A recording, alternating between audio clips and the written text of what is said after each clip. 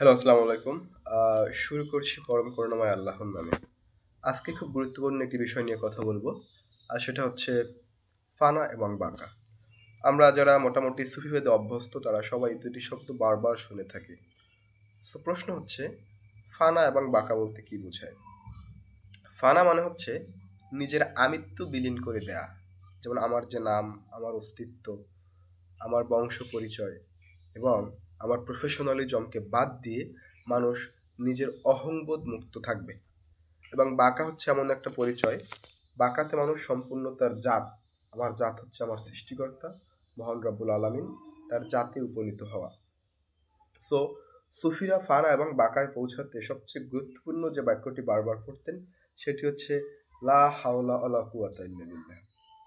So এটা হচ্ছে জিক্রে খাফি হিসেবেও পড়া যায় অথবা উচ্চ স্বরে জিকির হিসেবেও পড়া যায়। সো অধিকাংশ সুফি যেমন খাজা বাহাউদ্দিন নকশবন্দি, এরপর হচ্ছে আব্দুল কাদের জিলানি প্রমুখ প্রমুখ সুফিগণ তারা গোপন জিকির হিসেবেই লাহাউল আলাকুয়াতা ইল্লা বিল্লাহকে বারবার পড়েছেন। আমি যদি লাহাউল আলাকুয়াতা ইল্লা বিল্লাহর প্রথম পার্ট যেটা সেটা বিশ্লেষণ করি, সেখানে মানুষ বোঝায় আমি আমার সম্পূর্ণ সত্তা, আমি আমার অহংবোধ সম্পূর্ণ ত্যাগ করলাম। So it is on kind of position whenever a people thinks about the nihilism. Nihilism means inner nihilism. He have nothing to do, he have nothing to raise his voice against anything. He can't do everything, he can't do nothing without the help, assistance of Almighty Allah. So in that moment he feels that I'm nothing, I'm nothing, I'm nothing. In the next stage, a people believe that he has nothing to do without the assistance of Almighty Allah. He is everything. He has all kinds of power. He can do everything whatever he want. So in this situation, the situation is called as বাঁকা। So ফানা থেকে বাঁকায় পৌঁছতে সর্বপ্রথম আপনাকে নিজের অহংবোধ ত্যাগ করতে হবে। অহংবোধ মানে আত্মগরিমা। আমি পৃথিবীতে কিছুই পারতাম না, পৃথিবীতে আমার কোনো অস্তিত্ব নেই যদি মহান রাব্বুল আলামিন আমাকে না চাইতেন।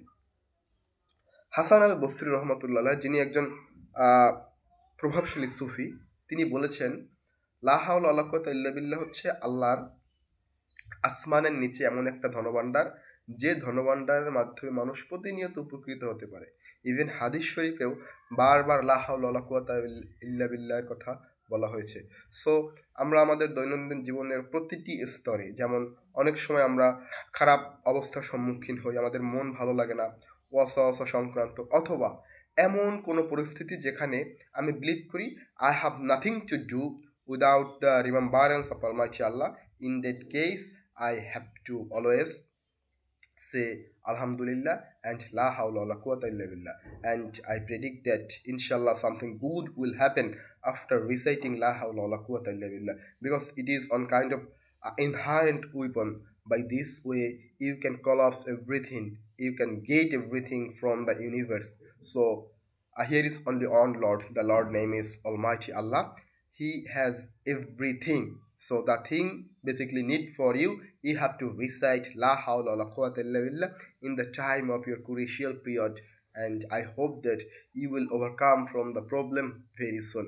So I ask to the all people, please recite La hawla wa la quwwata illa billah in the regular basis, and you will get everything, whatever you want, whatever you need to lead a very peaceful life. Not only lead a very peaceful life, but also you will get everything after your death, after your graveyard. So I think that it is one of the biggest weapon to get the benediction of our Almighty Allah. He has everything. He is more merciful, he is more powerful.